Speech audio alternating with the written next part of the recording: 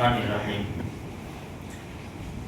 میت پر سوگ منانا، کسی کا انتقال ہو جائے تو سوگ منایا جاتا ہے۔ سوگ یعنی انسان غم میں ڈوب جاتا ہے، کوئی بات کی خوشی نہیں کرتا۔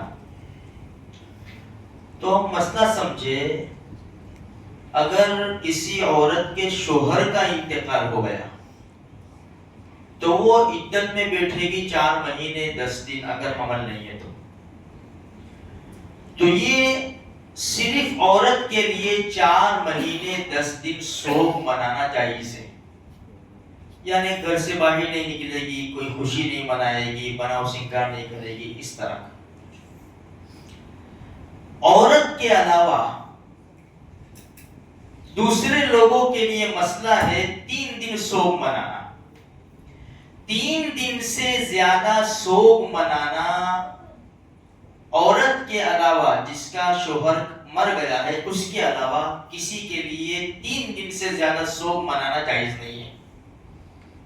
دیکھو ایک بات یاد رکھو، قرآن نے جو کہا نا، ما آتاکم الرسول فخذوہ وما نہاکم عنہ فانتہوا، جو رسول تمہیں حکم دے وہ لے لو، جس سے منع کرے رک جاؤ۔ شریعت نے جو قانون بنائے ہیں نا، اس سے ہماری کوئی حیثیت نہیں ہے کہ اس کو کم کرے یا زیادہ کرے۔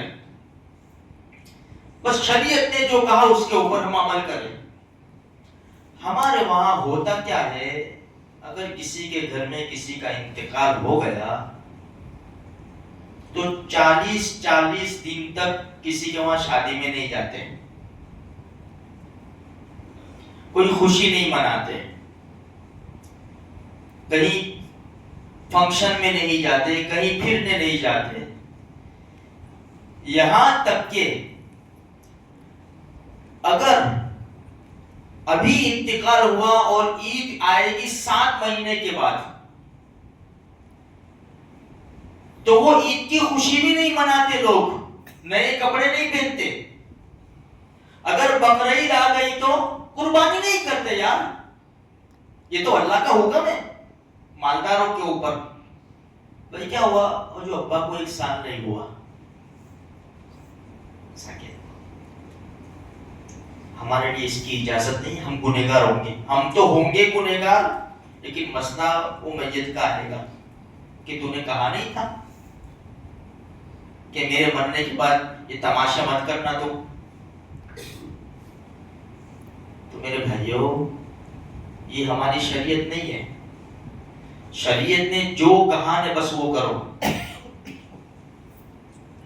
دکان کیوں کھول دیتے ہیں 3 دن کے بعد؟ 40 دن بند رکھو نا دکان، رکھتا ہے کوئی دکان بند رکھتا ہے 40 دن؟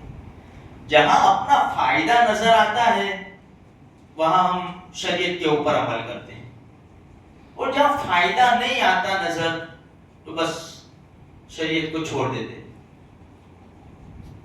تو مسئلہ ہم ضرور یاد رکھیں میرے بھائی۔ ہاں، عورت 4 مہینے 10 دن تک غم منائے گی، لیکن اس کے علاوہ کسی کے لیے بھی جائز نہیں ہے۔ اچھا، اسی طرح بھائی میت کے گھر کھانا، بھائی جس دن انتقال ہوا اس دن لوگ بہت غم میں ڈوبے ہوئے ہوتے ہیں، کفن دفن کی تیاری، یہ وہ سب۔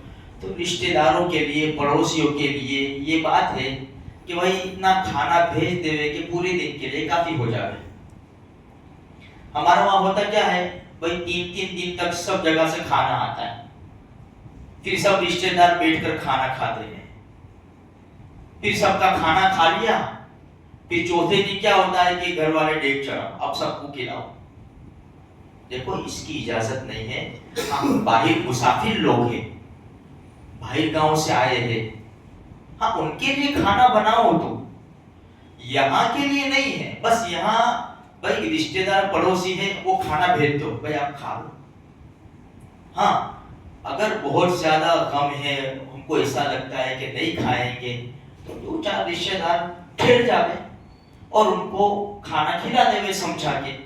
باقی سب کے سب کا ایک جمگٹا ہو جانا اور گھر کا بھر جانا اور سب کا ساتھ میں کھانے بیٹھنا، اور پھر تیسرے چوتھے دن منڈپ لگانا اور پھر ایسا لگتا ہے کہ یہاں میت کا گھر ہے کہ شادی کا گھر ہے.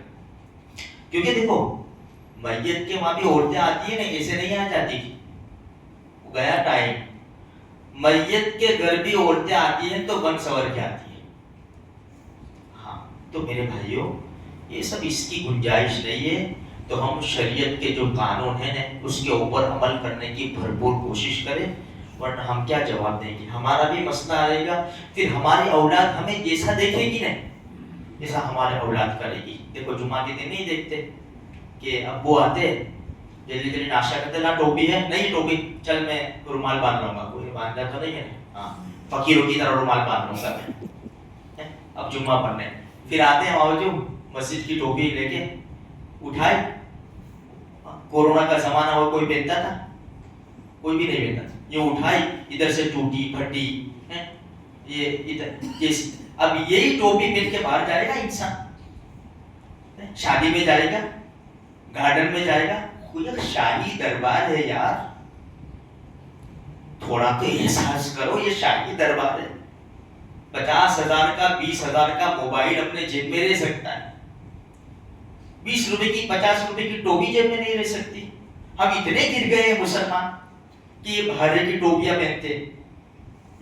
پھر اس کو کیا کرا, یہ اٹھایا وہ ڈال دی. جانے کے بعد مسجد میں جاؤ اس کے بعد ٹوپیوں کا شکل دیکھنا, تو ایسا یوں بال کے رکھتے نہیں ہیں لوگ, یوں اٹھائے یوں ڈال دی چلے.